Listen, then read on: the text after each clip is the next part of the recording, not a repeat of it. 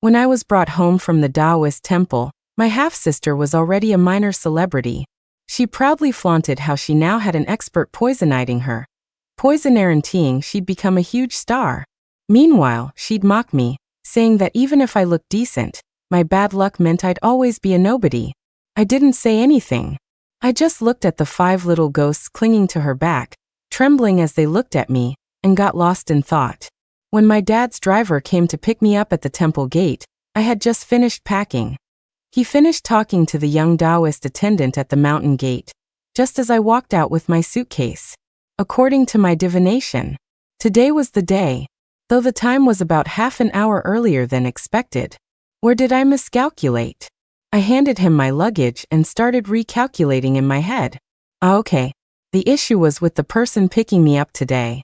The driver enthusiastically put my luggage away, then awkwardly explained why my dad hadn't come, adding a load of "he misses you" messages. I just smiled. I'd known for a long time that my family ties were weak, something I couldn't force. I wasn't expecting anything. Once the driver realized I wasn't angry at all, his attitude clearly relaxed. He kept glancing at me in the rearview mirror as he drove, and I looked back at him the same way. About 40, fair-skinned and delicate-featured, with a pair of lover's eyes. His eyeballs were slightly red, with 9 faint, thread-like red lines. People with eyes like these tend to be promiscuous, with chaotic love lives. That matched the muddled aura I sensed in the car. And on his forehead, right now, there was a faint patch of dark energy. This was a sign of an impending romance curse. Seeing me looking at him, he smirked, his words loaded. "Miss, you're quite beautiful, and you have such an elegant air. You don't look like you came from the countryside at all." His lips were extremely thin, with no hair on the upper lip. A sheep's mouth, a sign of a harsh and impoverished fate. Such a mouth, combined with those eyes, pointed to a violent death. 3 months at most. But if his birth chart was favorable, or if he was a bit careful, it could be mitigated. "I wonder what year and month you were born, sir?" The car stopped at a red light. 2 locals carrying steering wheel covers, wind chimes, and yellow Michelia flowers approached, calling out their wares at the car window. 4 flowers for $1. The driver immediately started cursing. What bad luck. These beggars stink. He impatiently waved them away. Go get lost. I happen to have some change. I rolled down the back window and bought a few flowers from the woman. Crushing the flowers between my fingertips, their fragrance replaced the muddled air in the car. The driver glanced out the window with disdain. "Miss, it's not my place to say, but you can't be nice to these people." He rambled on for a bit, then asked, "Right, what were you saying just now?" "Nothing." I put away the yellow talisman I was holding and said no more. The Tao is vast, but it doesn't save those without affinity. On the way, the driver took a call. A curious and sharp voice asked if he'd pick me up, then what I looked like. The driver said I looked a lot like his previous wife. The person on the other end scoffed, then asked what I was wearing. Upon hearing I was in a simple Taoist robe, they immediately told the driver to bring me to see her. "It's the second miss," the driver said, his face showing a hint of indulgence. "She's so excited to see her older sister, she can't wait a moment longer. She wants to see you right now. It's perfect timing, actually. Tonight, Miss Zoe has an event to attend. You can go and see what it's like." "Whatever," I said, my expression unchanged. A sarcastic smirk touched the driver's lips. The event was downtown. It was some Poison's awards show, the organizers pulling all sorts of stunts to fleece sponsors and celebrity backers. My sister wanting me there now was just a ploy for a gimmick, to get some media coverage, maybe stir up a bit of buzz. Though I was from a Taoist sect, I'd followed my master to enough powerful spots to know a fair bit about this circle. Cars couldn't enter the venue, so we had to park nearby. As I got out of the car, several reporters instantly turned their cameras towards me. A nearby influencer commented, "Who's this? Talk about attention-seeking, wearing that?" Another regretted, "If I'd known, I would have worn a traditional gown. That would have been even more eye-catching." The driver called my sister, but the line was busy. I told him not to bother. A beautiful woman was walking towards us, her eyes bright and teary as she looked at me. This must be my never-before-seen sister Zoe Fan. But strangely, beneath her exquisite eye makeup, She had the same lover's eyes as the driver. That wasn't even the most surprising part. On her back, right now, were 5 little ghosts, all looking at me. I took a step forward. The 5 little ghosts immediately covered their faces with their hands, then peeked through their fingers, trembling. They all had a white glow around them, indicating they'd been summoned. They couldn't act without being instructed. That was the rule. I came down the mountain this time for 2 reasons. First, my master said my worldly ties were still remaining, and cultivators must sever attachments and desires. Also, I still had a 3-year familial bond with my father that I had to see through immediately. Second, I had damaged another of his precious 5-colored banners, and needed to capture 5 debt-collecting ghosts to stabilize it. I strongly suspected this was the main reason. I was here to resolve karmic obstacles, not to stir up trouble. So I just glanced at the little white ghosts, and didn't make a move. Zoe approached. Seeing my appearance, a flash of surprise crossed her eyes, but she quickly recovered. With perfectly made-up, tear-filled eyes, she introduced me to a few pre-arranged new media people and junior reporters. This was her sister, lost for over a decade. She was just too emotional, a bit overwhelmed, and asked for everyone's understanding. As she spoke, the cameras turned to me. I nodded in a traditional bow. More gasps of surprise. I was used to such reactions. Zoe frowned at the reporters she'd paid, then quickly signaled her assistant to take me away. As she walked, she lowered her voice and angrily asked the driver, Mr. Henry, "Why didn't you tell me she looked like this?" "Like what?" Mr. Henry, the driver asked. A hushed, indignant voice, "So beautiful. A little fox." Mr. Henry immediately chuckled like he was soothing a child. "Where? She's a bit pretty, but not as pretty as you, miss." Zoe snorted. "Lucy, remember to arrange the PR pieces for later. Only release the ones where you can see my face. Push it out tomorrow." Years of cultivation made my senses sharper than ordinary people's, so even though she lowered her voice, I heard everything clearly. At a glance, her facial features and jawline had been altered. She looked exquisite, but her sharp chin and drooping nose, with no flesh at the tip, weren't signs of lasting fortune. Plus, she wasn't cultivating her character to improve her luck. Even though she'd summoned white ghosts to boost her fortune now, it was just borrowing from the luck of the latter half of her life, drinking poison to quench her thirst. If she really wanted to change her luck, dark arts weren't the way. Just then, I saw a little ghost on Zoe's shoulder, its hand trembling as it tugged a red string. Following the red string to where it disappeared, I saw the dazzling flashes of cameras not far off, a starry brilliance. A sunny, handsome man walked out from the starlight. Fans held up light-up signs, chanting his name, "Ethan Sue! Ethan Sue!" Zoe got excited and immediately stood still, having her assistants clear the space next to her. Entering together would be another news item. But I was more surprised by the man who had arrived. He actually had 5 or 6 red strings on him, all eagerly trying to reach out to him. All of them were love-binding cords from the dark arts. Looking at the talismans tied to the cords, they were even made by the same person. I was a bit shocked. Which unscrupulous practitioner was responsible for these love cords? Were they selling them wholesale? Tying love knots, borrowing ghostly luck, attracting romance, making offerings to fox spirits. These were common practices for minor celebrities in showbiz. But to have several ghost-powered love cords all directed at one person, that was a bit much. Not to mention these ghost-powered love cords were all identical. When several ghosts met, they would definitely fight over him. Even if this Ethan Sue had strong fate and good luck, he'd be affected sooner or later. Just then, a junior reporter trying to get a good spot happened to block Zoe. Her eyes narrowed, and she glanced at her burly assistant.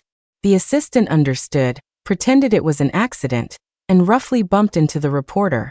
The reporter bent over, stumbled, and went flying, her camera and bag flying too. A smile touched Zoe's eyes as she covered her mouth with her hand, feigning shock and fear, and tried to lean towards Ethan beside her. In the instant the reporter fell towards Ethan, he grabbed her arm and cleverly broke her fall, helping her stand steady. The whole process was smooth and skillful, perfectly executed. The reporter was still shaken. My camera. At the same time, The camera and bag that had fallen behind me were caught by me with a quick backflip. After handing the items to the rescued reporter, she blushed, bowed, and thanked both me and Ethan. Ethan turned to look at me, hesitated for a moment, then asked, "You are?" Zoe squeezed in. "This is my sister from the countryside. She was lost for over 10 years, and we just found her today." She deliberately moved closer to Ethan. The closer the ghost-powered love chords, the better their effect. I glanced at her shoulder. The little ghost pulling the red string saw me and immediately, trembling, let go. Because of my Taoist aura, the other red strings on Ethan also loosened. After the red strings slackened, he visibly relaxed a bit. He looked at me, smiled, and extended his hand. "Nice to meet you. I'm Ethan Sue." I nodded. His hand remained stubbornly outstretched. The lines on his palm were clear, his hand clean and fresh. I extended my hand and, following social custom, shook his. The moment our fingers touched, my palm felt a slight tingle. Strange.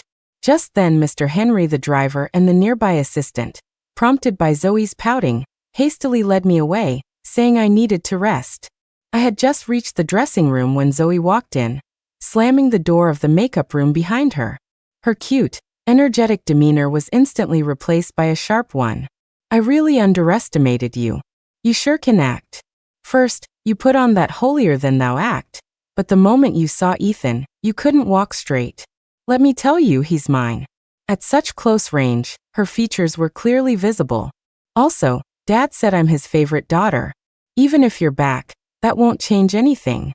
You a broke Taoist nun, better know your place. Don't think you're the only one who knows people from temples. I have an expert poisoning me now. I'm definitely going to be a huge star. I just don't like the look of you. Our birth charts must clash." "You're right," I nodded this time. Zoe and I did have clashing birth charts. But I was the one who suppressed her. Mr. Henry, the driver, completely sided with Zoe. He said he wasn't feeling well, gave me an address, and told me to take a cab to the Fan family home. I walked out of the venue, along the tree-lined avenue. The plane trees overlapped in layers, moonlight filtering down through the canopy. Two stray ghosts chatting at the crossroads saw me and immediately shrank into the ground. I touched my palm, that feeling like an electric shock. After 10 years of battling ghosts in the temple, my hand should have long been as cold as my heart. But what was that searing heat in my palm just now? As I was thinking, I heard a car horn behind me.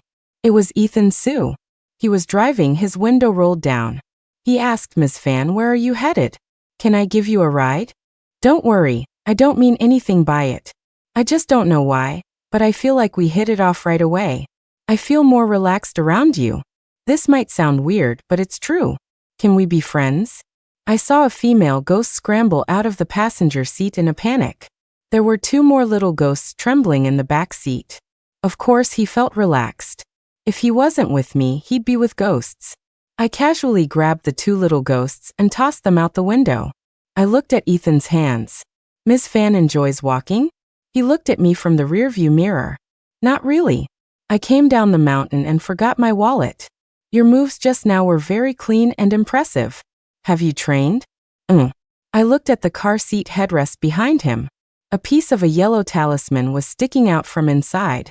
But this talisman is drawn incorrectly. Whose car is this? My car is too conspicuous, so I'm driving the crew driver's car. By the way, he quickly changed the subject. The crew next door happens to have a female Taoist role open. I think it would suit you. Want to consider it? I glanced again at the yellow talisman, already soaked through with yin energy. Okay. A film crew with yin energy so heavy that even a yellow talisman couldn't suppress it. This trip would definitely be fruitful.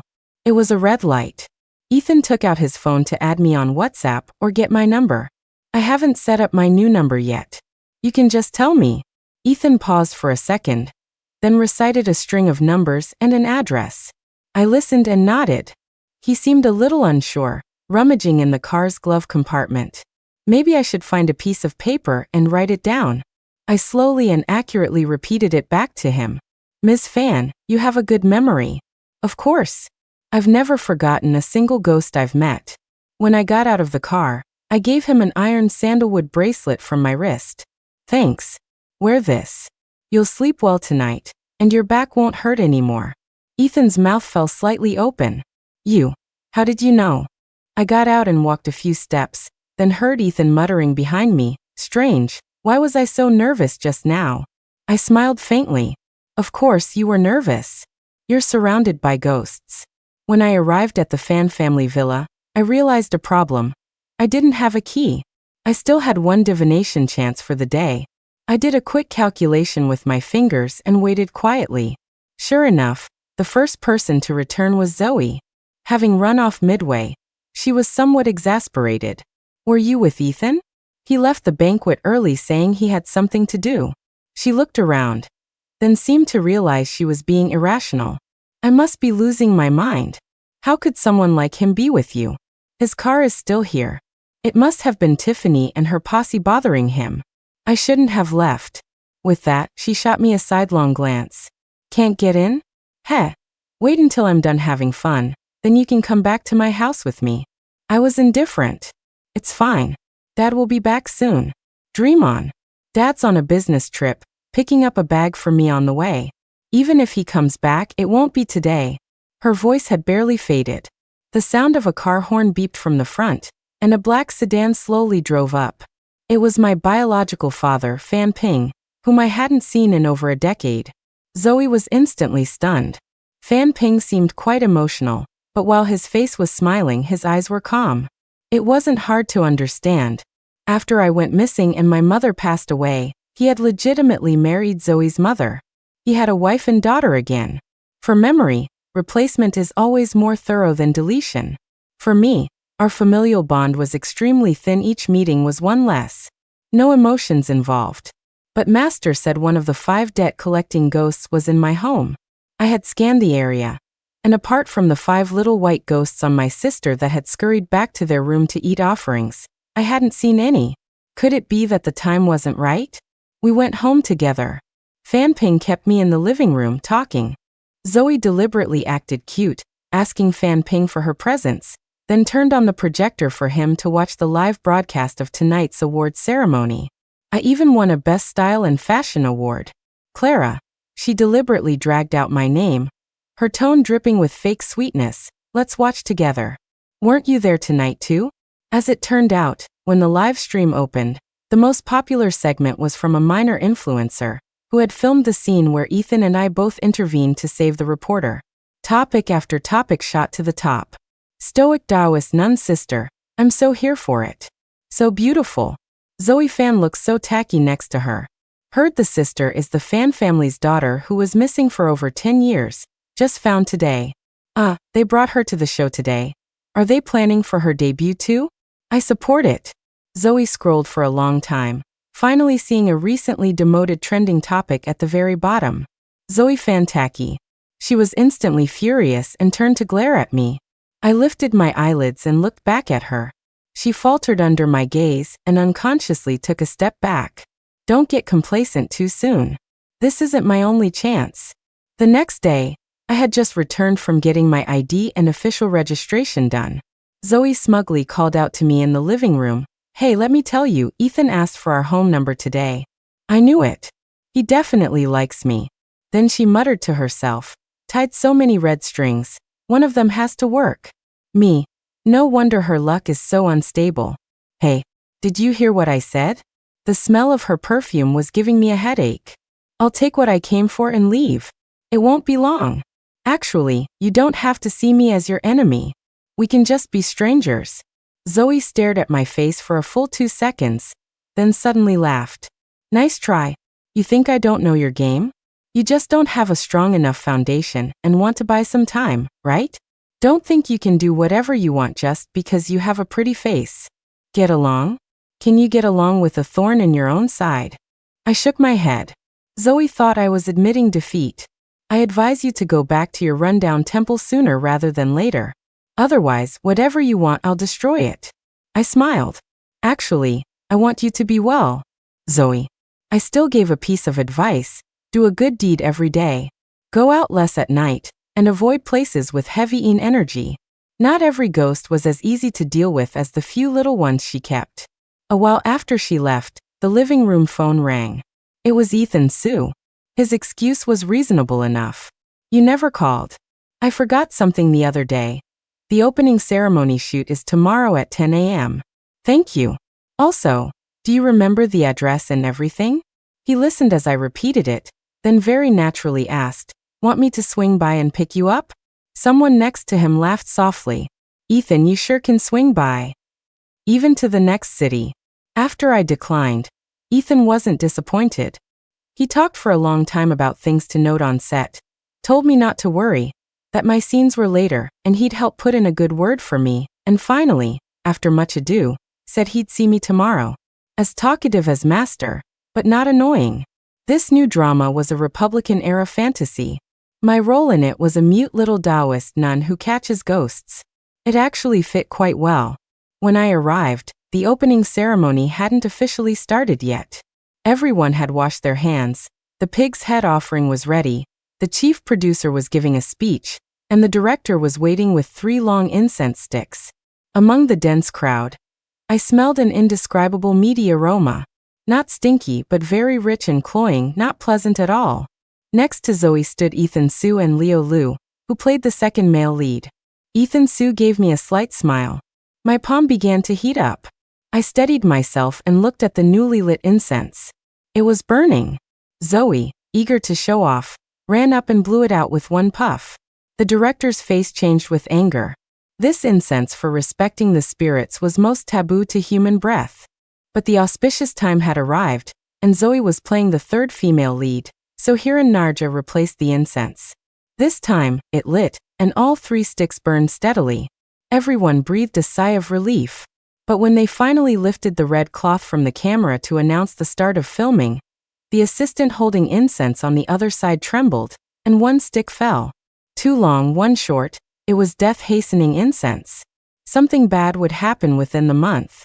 And the fallen incense ash, which should have been auspiciously white, turned an eerie black because the feng shui assistant hastily tried to write the incense.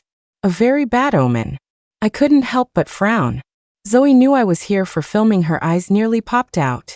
After Ethan greeted me and confirmed he was the one who recommended me, she stood long for a good while, then squeezed out a smile, and came over to give me some enthusiastic advice. Hey, let me tell you, showbiz is tough. This circle is very dirty and messy. Someone like you, who's so unworldly, won't make it. If you really want to see what it's like, you can be my assistant. I can pay you a salary. It's more stable than your supporting role. See, supporting actors just eat boxed lunches. How miserable. A circle of extras nearby all turned to look at her. And behind this circle of extras, there was a woman of about 30, with a neat fipoisonra, heavy makeup, wearing a traditional long shirt costume. That meaty aroma was coming from her. My gaze fixed. That is? Zoe followed my gaze, somewhat disdainful. Her? That's Miss Clara. She's almost 50 and still playing the second female lead. See, being an actress is so hard. You still have to hustle for work at 50. I think you should really consider my offer. She had just finished speaking when Miss Clara turned to look at us. Zoe immediately put on a beaming smile. Miss Clara, are you eating a box lunch too? That question was better left unasked. Miss Clara stood up, gave her an expressionless glance, and then left. So it was her. A thought struck me. Of the 5 Taoist debts, the first is the skin debt. The more beautiful the skin, the heavier the skin debt. This woman seemed to carry one of the 5 ghosts I needed. After I declined Zoe's suggestion, I soon received her first gift. She found out that the actor playing the second male lead was injured and couldn't do his action scenes today. So my scenes were moved up. The filming location was an old-style small western house. The building had been abandoned for a long time. Although someone had cleaned it, no one lived there. Now, for filming, it was deliberately lit with eerie lighting. It was very quiet, but I only felt noise. Many voices. My gaze swept over the faint traces on the thin layer of dust on the floor. My fingers casually formed a mudra, touched the traces, and checked the wind direction. It actually turned white. Found without searching after wearing out iron shoes. There really was something hidden here. Miss Clara, who had been clutching her stomach, suddenly looked up at me. Zoe was bent on currying favor with her. This Miss Clara had many resources and countless connections. If she could get her support, it would be a direct upgrade. Early in the morning, I heard Zoe ordering her assistant to get food, then going to chat up Miss Clara, but Miss Clara had been consistently cool towards her. My scene was supposed to be a simple action sequence. I sat quietly on the wooden railing, reading the script. The fight scene didn't seem difficult, but it was different from what Ethan Sue had described to me. The difficulty of the moves seemed to have been increased. Zoe stood with her arms crossed, a half smile on her lips, her eyes mockingly sweeping over the martial arts instructor and the props manager on set. 1 minute before filming, the martial arts instructor quickly and briefly explained everything, as if afraid I would understand. After he finished, before I could speak, he turned to the assistant director and said, "She said no problem." Zoe chuckled softly. The assistant director gave a half smile. "Ready?" I nodded. Zoe muttered under her breath, "Let's see her make a fool of herself." She poked Leo Lu, who was playing the second male lead, and asked sourly, "What are you looking at? You clearly agreed just now, but now you can't bear it? You think she's good-looking too? Don't be greedy. Eyeing what's on someone else's plate when you have your own. Not as good-looking as you. I'm not like Ethan. You know me, I hate boring women the most. Plus, all that rough sword and staff play, it's not feminine at all." He shook his head. He hadn't finished speaking when the assistant director shouted, "Action!" I did a roundhouse kick, twisted my waist for a side flip, and landed precisely on the 5-stake wooden dummy. 2 swift side aerials, then a soft, neat backbend. At that moment, a prop arrow shot from behind was caught in my hand. I slowly turned back, my Taoist robe whipping in the air. My palm tingled slightly. The long arrow in my hand was real. I threw it, and the long arrow landed accurately 1 centimeter in front of Zoe and Leo Lu. A snake was just darting out from there, and was pinned by my arrow. Leo Lu was dumbstruck, clearly shaken, and couldn't utter another word. Filming finished just in time for lunch. Zoe looked at me with an ugly expression, then squeezed out an apologetic smile in front of everyone. "Sorry, little fan, you don't have any scenes this afternoon anyway, so you can just go back. I didn't order for you. You don't mind, right?" As soon as she finished, Leo Lu immediately said with a grin, "Hey little fan, I can't eat this much. Let's eat together, I'll give you half." Just then Miss Clara, who hadn't spoken, suddenly called out to me too, "Miss Fan, I have a large portion here, let's eat together." She had just finished speaking when Ethan Sue, who had finished filming next door, came over holding a box lunch. "Clara, let's eat together." The crew and staff still cleaning up, as well as the extras, all pricked up their ears. No one expected that the minor extra, who no one was paying attention to just moments ago, had suddenly become so popular. The 3 of them looked at each other and said in unison, "Then let's all eat together." 1 table for chairs. Exactly 1 person too many. Zoe looked at me resentfully, holding her lunch and standing to the side, looking pitiful. Seeing I hadn't sat down, she gently touched her forehead and gracefully sat down. "I didn't eat breakfast today, I'm a bit hypoglycemic. By the way, little fan, it's so crowded here. Don't you extras have a designated place to eat?" Honestly, with the strong meaty aroma emanating from Miss Clara, I didn't have much of an appetite. I was about to leave. Seeing this, Ethan Sue immediately said, "I'll go with you." Leo Lu also stood up. "I want to go too." Miss Clara also stood up. Only Zoe was left, fuming, and she threw her lunch tray. After work, I had just walked out of the filming site when an assistant got out of a van in front. I glanced at her, and got into the van with her. Indeed, Miss Clara was in the van. The entire back of the van was lined with a gold-threaded tapestry. It was early summer, yet she was still wearing 2 long-sleeved shirts. After I got in, she signaled the assistant to leave, and her tightly furrowed brow gradually relaxed. The car drove for half an hour, and then stopped. She opened her eyes. "You just get in a car without asking who it is? Your assistant has the same scent as you." "Oh, what scent?" Miss Clara had removed her makeup, her face sallow. "A meaty aroma." Miss Clara's expression changed instantly. She and Ethan Sue were good friends. She noticed me because of the bracelet I gave Ethan. From the opening ceremony to filming, she had been observing me.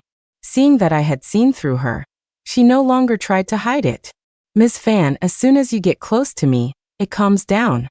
I sought you out to ask if you can help me. I looked at her stomach. Her abdomen, tightly bound by a waist cincher, was piled with layers of fat. Squeezed within this fat was a blurry mass of flesh. Her face was extremely weary. I've sought out many people, experts introduced within the circle, Thai shamans, but most were scammers and charlatans. Those who knew a little didn't dare to act rashly. You. Or perhaps you could ask your master to help. Money and such are not an issue. I can help you deliver what's in your stomach. But I have a condition. How much money do you want? Or opportunities? My next project is a movie, and the third female lead hasn't been decided yet. She thought for a moment.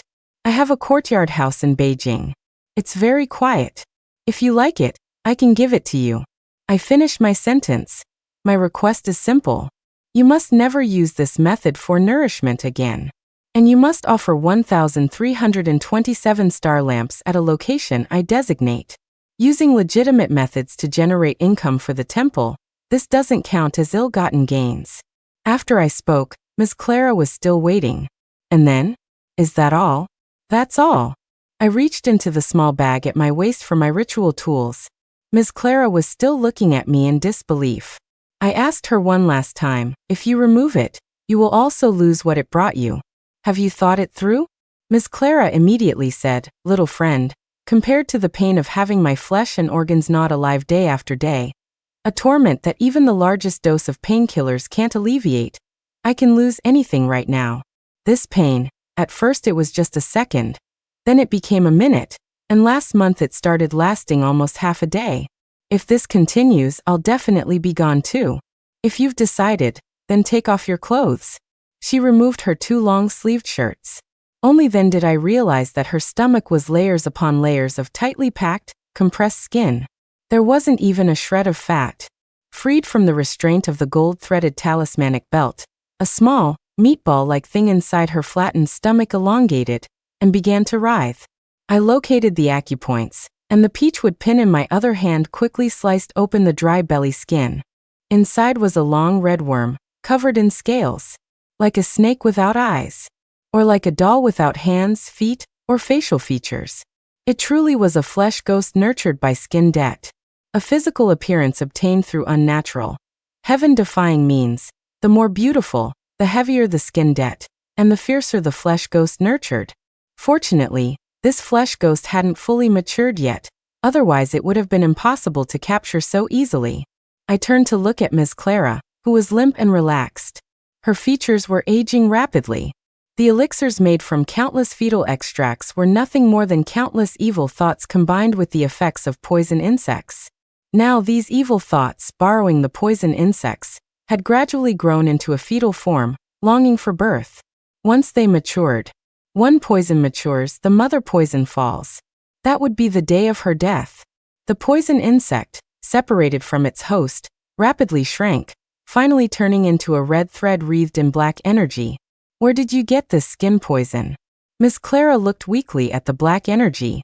It was a feng shui master introduced through mutual contacts in the circle. It all started with an introduction from that socialite, Zoe Fan. No wonder Zoe tried so hard to please her. Yet Miss Clara remained indifferent. I put the item into the small gourd at my waist. The task was 1/5 complete. Smoother than expected. Miss Clara was exhausted. She put on her hat, sunglasses, and scarf, and asked Ethan Sue to drive her back to the hotel first. The driver was actually him. Ethan, I'll trouble you to take Miss Fan back later. The partition opened, and Ethan smiled at me slightly. Leave it to me. Chatting idly on the way. Ethan seemed to have a lot to say. Miss Clara just asked me to take her somewhere, said it was related to you. So that's the connection. Speaking of which, we seem to have quite some fate, meeting on the red carpet, filming together, and now in the same car. Yes, you introduced all of it. I didn't have many scenes left, just 2 more, enough for me to find a chance to fipwazanra out what was in that little western house. When we reached the hotel where I was staying, Ethan had already told me all the crew's important notes, people to watch out for, and even what he had for dinner last night. What a chatterbox. But his voice was quite nice. The next day, work started again at the little red house. But there were far fewer people today. It was almost time to start filming, and Miss Clara hadn't arrived yet. With fewer people, and it being close to evening, the building seemed even more sinister. Generally, when filming fantasy or supernatural shows, the crew will have a feng shui master inspect the location beforehand. But today's filming site still hadn't been cleared and had no paper offerings burned. The snake blood from where I'd speared it yesterday hadn't been cleaned up. A foot-long purple earthworm was now sleeping on it. This was not a good sign. When the crew's feng shui master arrived, he didn't seem very reliable. He casually walked around once, and then started collecting red envelopes tips. Zoe was already there. She looked at the snake blood, clutched her chest in fear, while her assistant and the script supervisor took photos of her from various angles. Generally, when filming supernatural movies, you're not supposed to take photos casually on set. But for a good angle, she even stepped on the cameraman's riser box, just to get a hard-working green tea shot. Her actions were all breaking taboos. I looked at the feng shui master taking red envelopes on the side, and was about to remind him if he wanted to test the incense and invite the deities. Zoe immediately came over, saying I was just a half-baked hack with a few tricks, telling me not to try and show off, but to do my own job first. Today, with Ms. Clara and the second male lead absent, she was the biggest star here. So proactive. I looked at the 5 little ghosts hanging on her back today. Strange, 2 of them were different today. Probably afraid of being discovered, they had arranged it beforehand. I casually tossed out 3 leaves from my hand. Thankfully, the divination showed danger but no disaster. Just then, Zoe walked past and stepped on the outermost leaf. My eyelid twitched. I heard the script supervisor outside call out, "Miss Clara is here." Today's Miss Clara was remarkably different. Wearing a hat and a headscarf, she had her entire look done at the hotel before coming.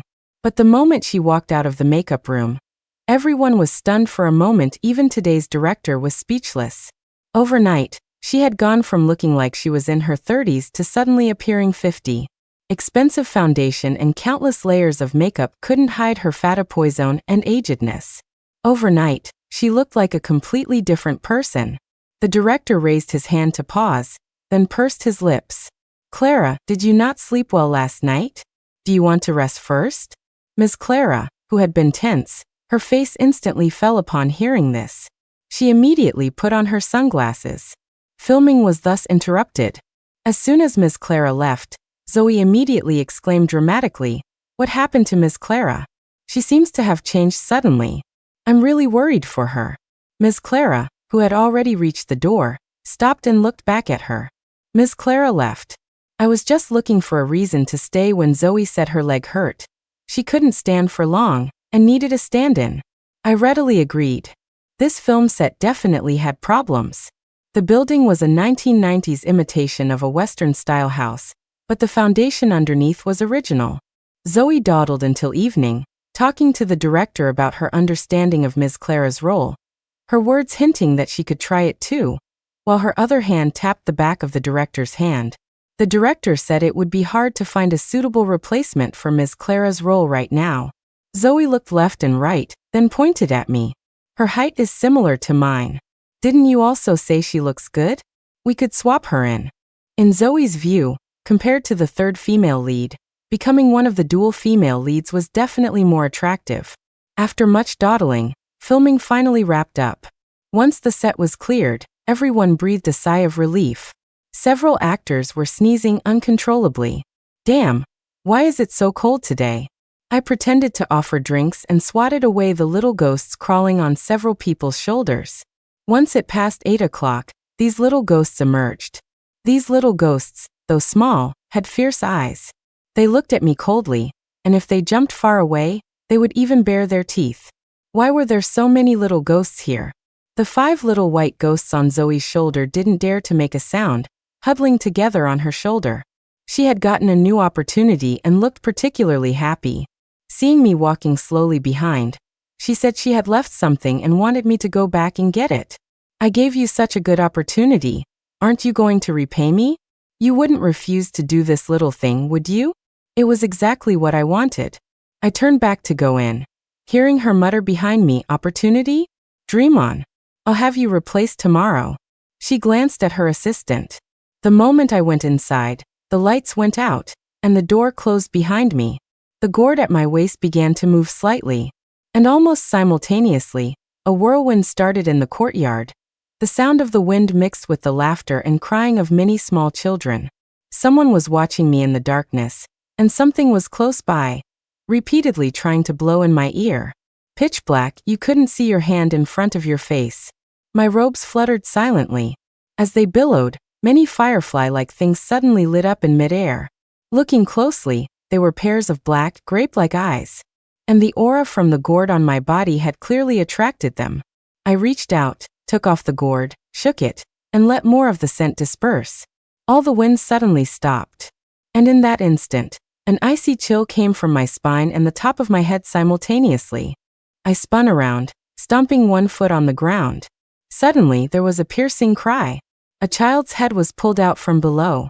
Just for a second, this head suddenly fell off, and the hair I was holding suddenly wrapped around my hand like a snake. And at the same time, my other hand was also entangled by an icy chill.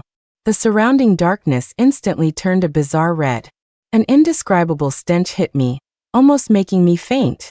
"You're courting death." Forming mudras and chanting, I spat out a mouthful of glutinous rice blood I had hidden under my tonpoison. The head began to sizzle and smoke, turning into something like a rotten leather ball, bouncing and tumbling, then quickly dispersed. And as the skull fell, finger bones, leg bones, and other bones emerged from the ground. Countless voices whimpered, like small children comforting each other. Just as I drew the flexible coin-bladed sword from my waist and walked over, two Fipwazeners suddenly blocked my path. Looking closely, they were two of the little ghosts previously on Zoe. One of them was the one that helped her pull the red string. "Sister, spare us." The two little ghosts knelt before me, shielding the jumbled little things behind them. "Who are you?" At my question, the little ghosts dared not hide anything anymore. It turned out this place was originally a private hospital that specialized in abortions in the 80s and 90s. Back then, medical waste management wasn't as strict as it is now. The logistics staff, through corruption, simply buried all the undeveloped fetuses behind this old house under the hospital. Later, the hospital was abandoned, the place was bought, and it lay desolate for a long time. Gradually, they gained consciousness. What they wanted was a chance to be born. "Then what about you two?" The two little ghosts looked at each other. One said that 6 months ago, the original owner suddenly returned and dug up some of the things underneath before leaving. They too, in a daze, found they could suddenly go out. The person who saved them was called Uncle Bai. Uncle Bai selected many obedient ones from among them and distributed them to different pretty young ladies, telling them these ladies were their mothers and they should help their mothers well. And Zoe had spent a lot of money to buy 5 of them. Some of the undeveloped body parts, along with fragmented lonely souls, were made into pills, said to help them rest and recuperate. They originally thought everyone had gone their separate ways, but unexpectedly, they had a chance to return here, so the two of them quickly found their remaining little friends to play. The two of them were able to stay today because 2 other little friends said they really wanted to go out, so they secretly swapped. One of the little ghosts even explained for its companions who had run off. "They are all very good. They just failed several attempts at reincarnation. So sometimes they get angry." "Very good?" Little ghosts that even evil sects wouldn't take in. Could they be easy to deal with? Zoe's body was already extremely weak, and she kept coming to this place with extremely heavy energy. Now, with 2 more malicious little ghosts on her shoulder, I was breaking out in a cold sweat for her. In the instant I was distracted, I heard a cry from below. The little ghost that had been pieced together from behind, in order to restore itself, had actually bitten the 2 little ghosts in front of me. Sharp ghost teeth chewed and chewed. "Now that we've eaten the thing on your body, we can be free." A flash of sword light, and the front became completely silent. I picked up the gourd. The things inside dared not move anymore. "You wanted to meet. I'll give you a chance." From that pile of fragmented, old and tender bones, I picked up a black pearl. On it was the Yinjiaoguri ghost pearl formed by the condensed resentment of these little ghosts. The moment I finished cleaning up, The sinister coldness in the air above the entire courtyard vanished. If these little ghosts hidden underground hadn't come out voluntarily, they would have been very difficult to find. Moonlight saw on the ground, bright and clear. Just then, I heard banging on the gate outside. Someone was shouting my name loudly. After 2 shouts, it turned directly into kicking the door. The door opened. Ethan Sue, followed by 2 panting assistants, stood there. He was still in his costume, covered in sweat. Ignoring everything else, he ran straight over, pulling me left and right to check me. I heard you were locked on set, so I came to check immediately. Are you okay? I'm fine. Ethan Sue didn't look too good. I heard this place isn't clean. His nervous and uneasy look made me laugh. Then why did you still come? Aren't you afraid? With you here, what am I afraid of? He watched me pack my things, took the bracelet from his wrist, and gave it to me. You gave this to me. After I put it on, I felt much better. I know this is very valuable, made of lightning-struck wood. Why don't I give it back to you first? It's safer for you to wear it. It's not that special. I have plenty of these, just lying around at the temple. As he spoke, he very naturally grabbed my wrist. That familiar scorching feeling in my palm came again. I looked at his hand, he looked at mine. What's this red thread on your hand? It looks a bit strange. He could actually see it. This was the red thread taken from Zoe's little white ghost. It was also the sinew of a love ghost. He let go of my hand to try and grab it, but then he couldn't see it anymore. Then, the moment he grabbed my hand again, he saw it. Let go, couldn't see it again. After a moment, I finally couldn't help it. Is this fun? Outside the film set, Ethan Sue insisted that, according to custom, we should first go to a crowded place before heading home. But now, what shouldn't have been encountered had been encountered. I was still hesitating when Ethan Sue reached out and grabbed my wrist. Let's go. It won't make you fat. That's not the reason, okay? I hadn't even said anything, but I felt that tingling sensation from the skin contact climbing up my spine. Strange yet familiar. I thought for a moment, then took his hand. Sure enough, his palm was scorching hot. Then I slid my fingers between his, and the sensation intensified. Strange. I looked for a while longer, then let go of his hand and walked a few steps. Ethan Sue, who had been standing still, then ran up. After he changed his clothes and put on a simple dispoisonize, we set off for the snack street in the film city. He really talked a lot.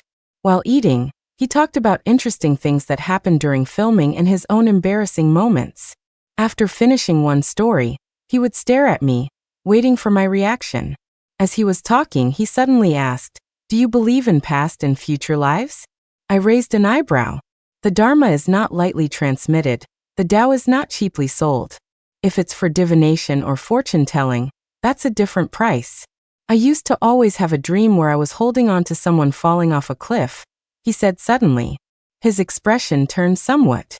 Although I used all my strength, a blade slashed at me from behind, blood splattering on our hands. It was too hot, too slippery. She slipped from my grasp. My heart gave a dull throb. Sitting in a corner amongst the crowd, it was both lively and quiet, bustling yet peaceful. When I returned to the hotel, unexpectedly, Zoe's assistant was waiting for me. She probably knew about what happened on set, and came to ask for my help in clarifying things. It turned out that the moment I was locked on set, a paparazzi reporter discovered it, so it spread online. Now the internet was abuzz with rumors of Zoe bullying a new actor. Then previous videos were dug up, revealing that I was actually her recently found older sister. This made things even more heated. She was furious and had smashed several more vases. This was likely due to her luck being affected. After all, without the protection of 2 little white ghosts, the things borrowed from the future couldn't be retained. Now, with 3 little white ones and 2 little black ones on her, they were evenly matched, and neither could do anything to the other. Zoe was safe for now, but she could no longer boost her luck. The assistant came to me this time wanting me to make a clarification. She offered $20,000 for me to record a video saying it was just a joke, to let the matter pass. I don't even have a social media account. She immediately said she could help me set one up, saying this was very detrimental to Zoe's career, as she was just starting out. I smiled. Since you can do it all, why bother asking me? When she was harming others, she didn't seem to think about her own career. We're all adults. We should be responsible for our own actions. Although Zoe fought hard for it, just as my divination predicted, she still didn't get Ms. Clara's role. She was furious. One day, she came to the set very early and made a demand to the director. Because I refused to help clarify the slander against her, her emotions were now very unstable, and she couldn't get into character for filming. Either I had to post a video apologizing to her, or my scenes had to be cut and I replaced. The director didn't agree. The next day, she didn't show up at all. When asked, the excuse was that she was sick and couldn't get out of bed, feeling unwell. Everyone knew she was trying to force the production team to make a choice. She had single-handedly turned her problem with me into her problem with the entire production. Finally, the production manager went to see her personally. He came back looking terrible, saying Zoe just had a cold. The AC in her room is blasting. How could she not catch a cold? The production manager complained. He still had residual energy on him. My heart tightened slightly. This aura wasn't right. Zoe had definitely used forbidden arts. By recklessly increasing the offerings, she probably thought this was an excellent opportunity to defeat me. Little ghosts are like spoiled children. They can't be constantly indulged, or they'll become uncontrollable and easily lead to backlash. Zoe's mind was starting to get muddled. This time, the director called her personally. Zoe whined that she really wasn't feeling well. A bad mood led to low spirits, and now her head hurt. Very well. The director hung up and looked at me. You've been her stand-in for so many days. Can you film her scenes? Seeing my hesitation. It's okay if you can't remember the lines. Just say numbers like she does. As long as you maintain a beautiful appearance. This character is supposed to be quiet and aloof anyway. Just be yourself. What a joke. There was nothing I couldn't memorize. A week later, I had successfully completed almost all the dialapoison scenes. Zoe, who had been kept waiting, arrived at the set dressed to the nines. She had new work done on her chin and eyes, looking seemingly more refined. When she confidently walked over, what awaited her was a contract termination letter. That day happened to be my last scene. Dressed in a gorgeous, sparkling costume, with full makeup, I slowly walked past her. Zoe's poisoning voice suddenly disappeared. She still had 5 little ghosts on her back.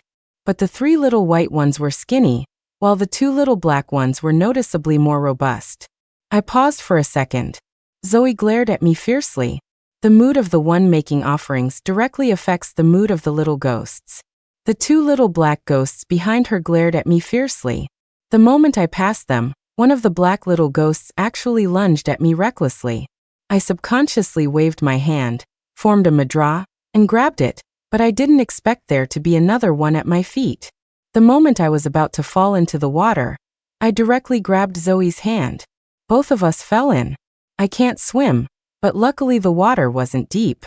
Zoe's meticulously styled outfit was a mess. She glared at me, and I looked back at her. I felt a bit regretful. You shouldn't have gotten work done on your chin. The chin represents one's fortune with subordinates and in old age.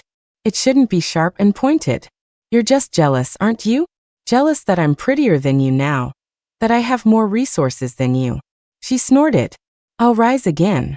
If I can make it as an influencer once, I can do it a second time. If I were you, I wouldn't keep these things around. I looked at the other little black ghost behind her, dodging and desperately clinging to her. Zoe's fingers slowly tightened. All 10 of her fingertips were pricked and bleeding. This was a sign of feeding them with blood. These aren't things. They are my children. Before climbing out, she sneered. How long do you think you can act so arrogantly? When Mr. White comes, you'll be in for it. She cackled. And all of you will be in for it too. I climbed out of the pool. Luckily, the water wasn't deep. I never learned to swim. Zoe, who had already walked away, suddenly turned back to glance at me. Even Ethan Sue had heard of this Mr. White. When Ethan Sue and I were eating together, he mentioned this mysterious fippoisonra in the industry. It said that Mr. White is quite good-looking, a bit androgynous. Heard he was originally an ordinary Taoist disciple. Inspired by the Tao, he went to Tibet to purify his soul. On the way, he encountered a white camel and suddenly gained insight into life and death, calling himself Mr. White. It sounded incredibly unreliable. But this narrative was very popular. Compared to the often scruffy feng shui masters on film sets, such a story had its own allure. Through word of mouth, he managed to secure a lot of business. Later, when he got too busy, he even went to Thailand for advanced studies. Hearing this, I roughly understood where these unorthodox methods and messy red string love charms came from. This kind of scoundrel, if not dealt with, would damage the reputation of Taoism and harm people's lives.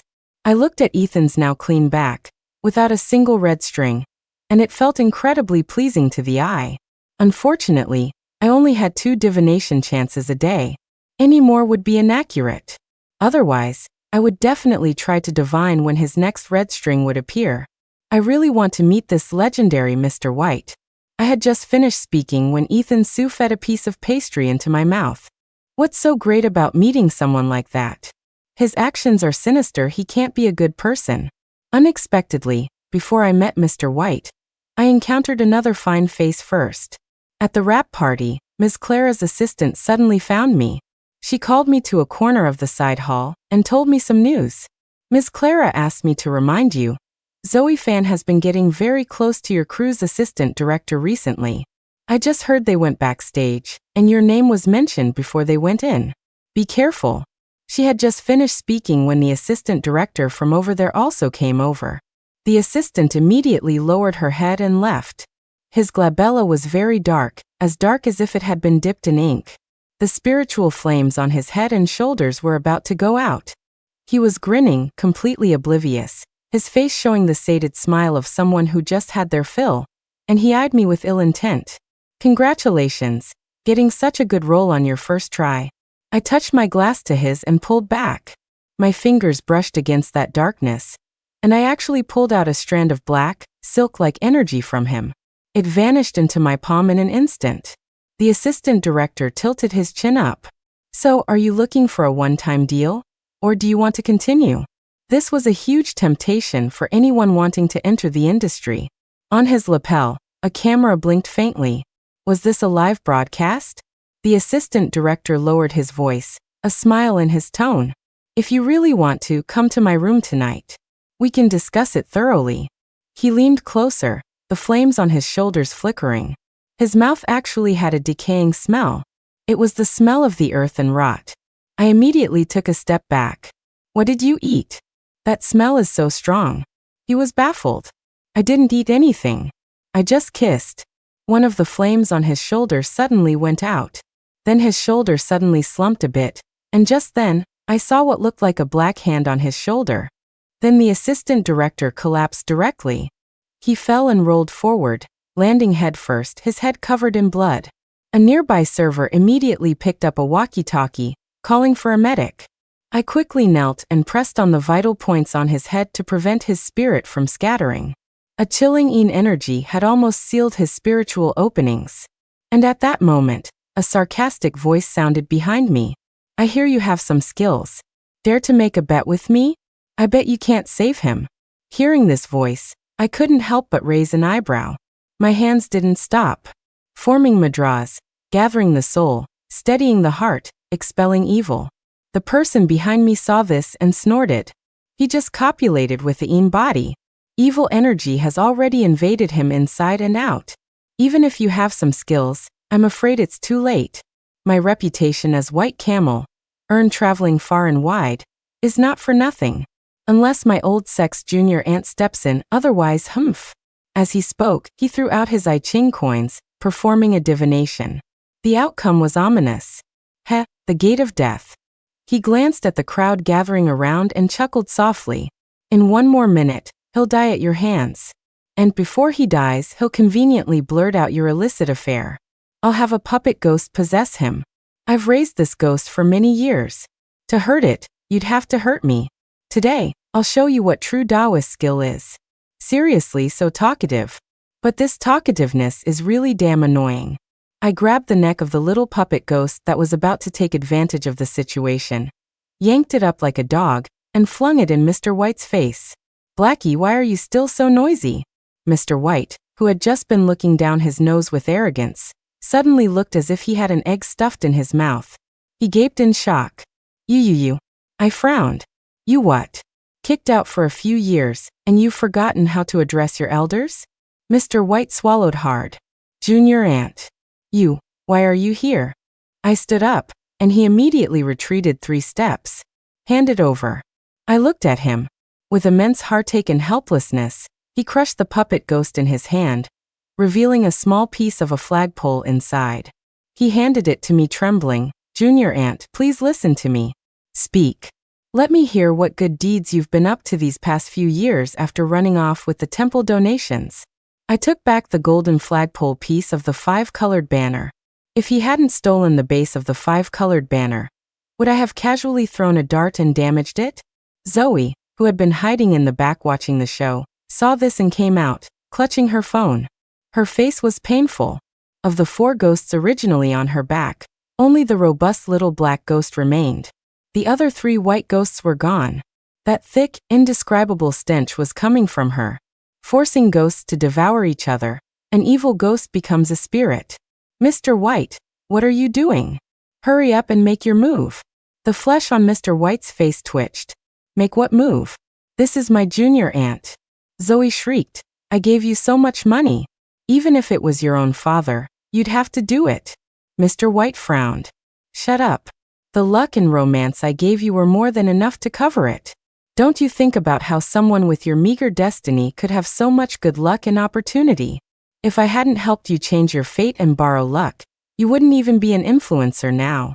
How dare you order me around? Zoe's eyes were bloodshot. It was clear she had been supplying them with countless offerings and had been corrupted. Her eyes widened. She suddenly bit her wrist, and bright red blood spurted out. She splattered it on her face and body, clamoring, Eat. Eat as much as you want.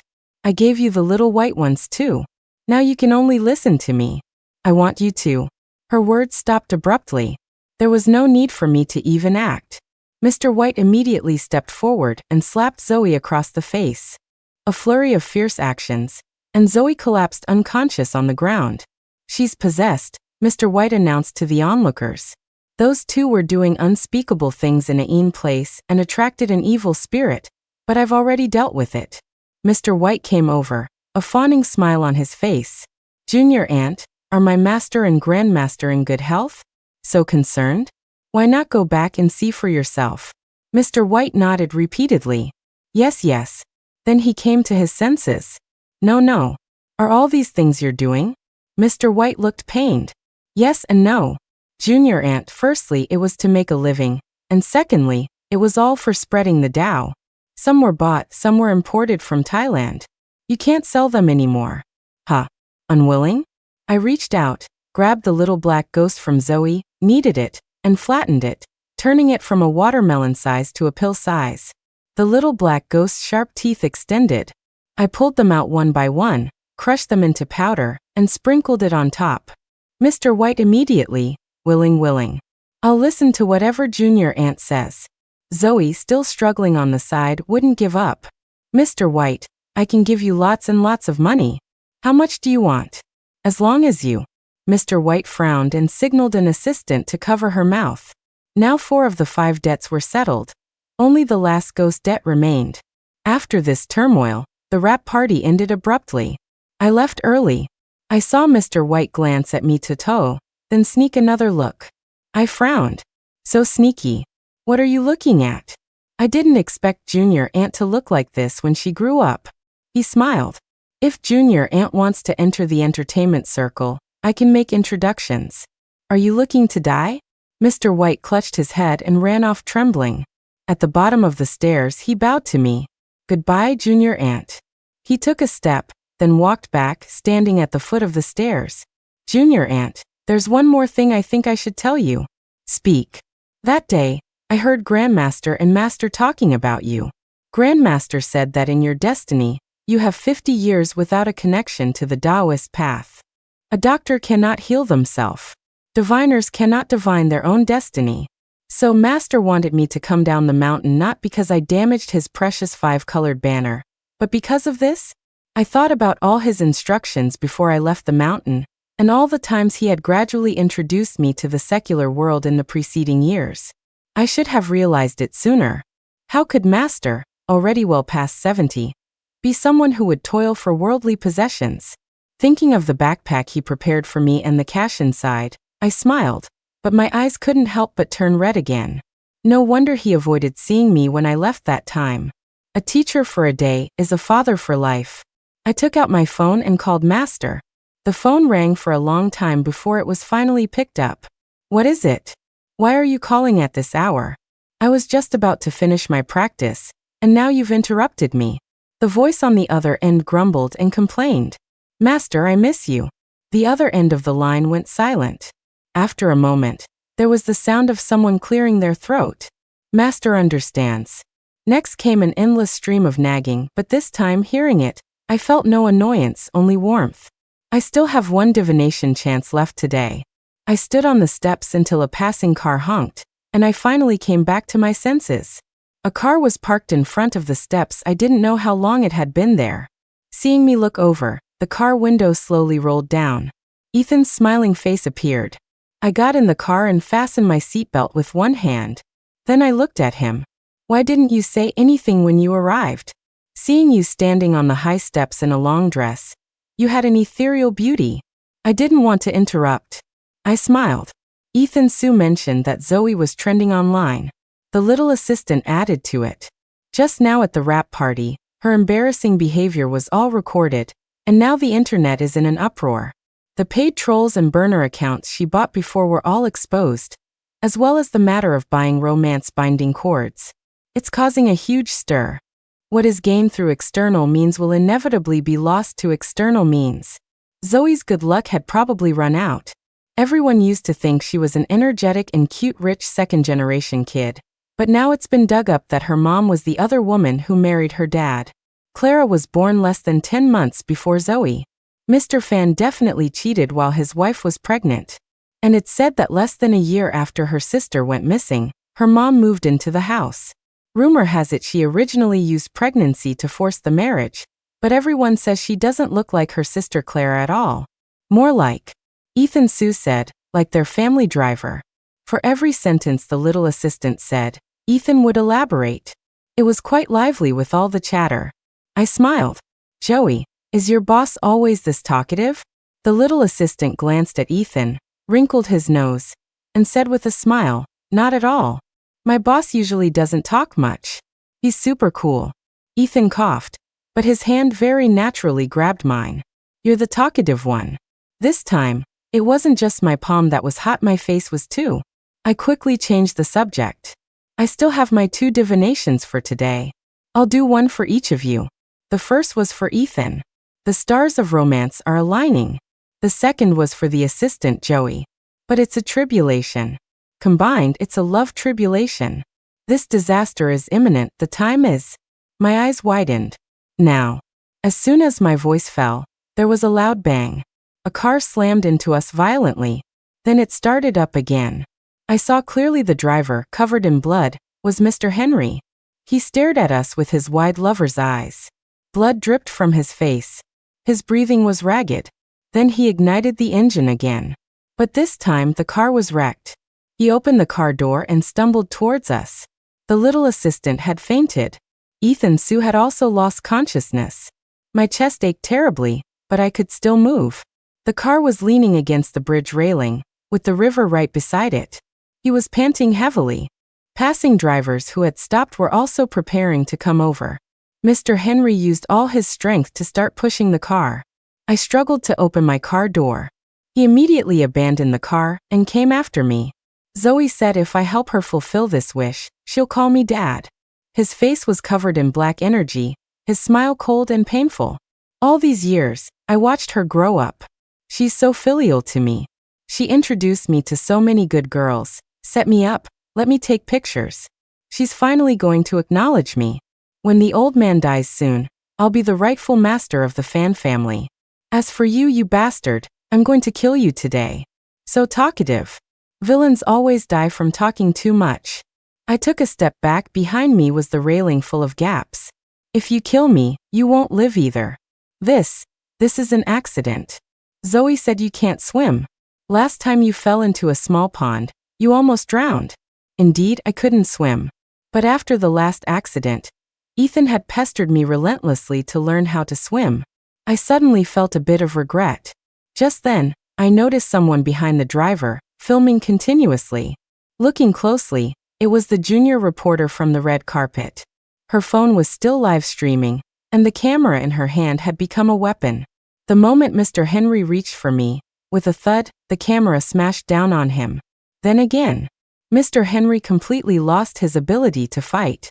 As he lost consciousness, the black energy around him began to swirl. I used my blood as a talisman and quickly captured this remnant soul. An evil karma ghost, on the verge of full formation but not quite there. This was the last of the 5 ghost deaths. The child death, a offspring ghost. After this incident, ambulances and traffic police quickly arrived at the scene. I looked at the junior reporter. Her eyes were shining as she looked at me, like she was seeing her idol.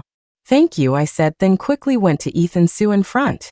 The junior reporter called after me from behind, "Sister Clara, I'll keep your secret." Zoe, who had been following behind, was caught on the spot. No matter how much she played dirty or threw tantrums, she couldn't escape the law. I didn't go back to the family home again. The ID and household registration I got last time at the fan house were actually for moving out, establishing my own independent household. As for acting, although it was interesting, it also depended on fate. Right now, what I wanted to do most was go back and give Master a gift. Ethan Sue came to the station to see me off to the Taoist temple. Both his hands were full of things, and the little assistant behind him carried even more. I was a bit dumbfounded. I perhaps can't eat this much. He flicked my forehead. "So none of us get to eat?" My eyes instantly widened. You poisonese? We're going together. I told you. But you're acting, and your commercials. Ethan smiled. I've cleared my schedule for 3 months. That day on the bridge, the first thing I thought when I opened my eyes was, if you fell, and you can't swim, I won't let that happen a second time. But, I actually stuttered. "Are you afraid you won't learn? I'm a very good teacher." His eyes burned brightly. The little assistant muttered very softly, "Is it really just about teaching swimming?" My face grew scorching hot. Returning to the Taoist temple, I unexpectedly saw Master standing in front of the mountain gate. Majestic and silent, with an immortal aura. My nose tingled. I ran over and threw myself into his arms. Master coughed and whispered a reminder, "New clothes, what are you doing? What are you doing?" I sniffled. Master, as if facing a great enemy, pushed me away. Go wipe it on your husband." I bit my lip and wiped all my tears on Master's clothes. "I won't." The end.